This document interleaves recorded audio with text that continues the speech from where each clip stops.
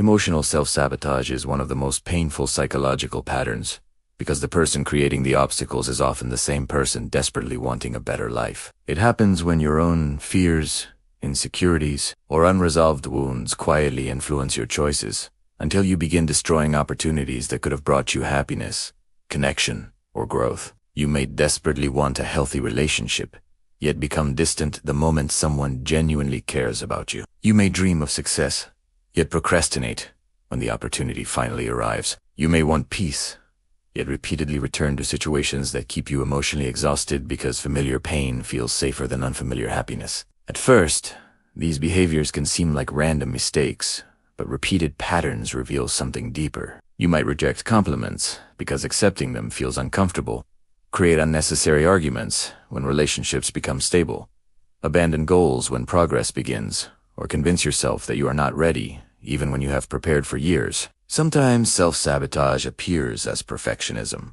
because demanding impossible standards gives you a reason to delay taking action. Sometimes it appears as emotional avoidance, where you distance yourself from people before they have the opportunity to disappoint you. The mind may even create negative predictions as a way of protecting itself, telling you that failure is inevitable so that disappointment will hurt less when it arrives. The greatest tragedy of emotional self-sabotage is that it can make you believe your circumstances are the problem when your deepest battle is happening inside. Every missed opportunity becomes proof that you are unlucky.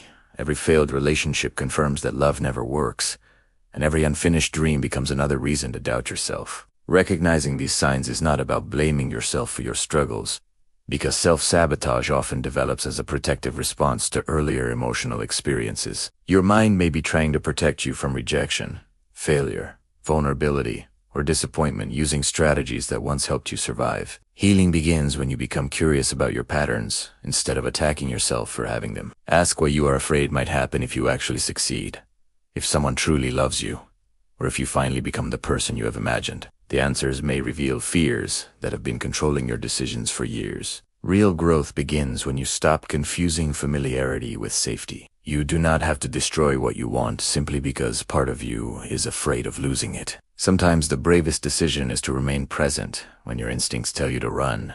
Trust when the evidence supports trust, and give yourself permission to experience the life you once believed you were not allowed to have.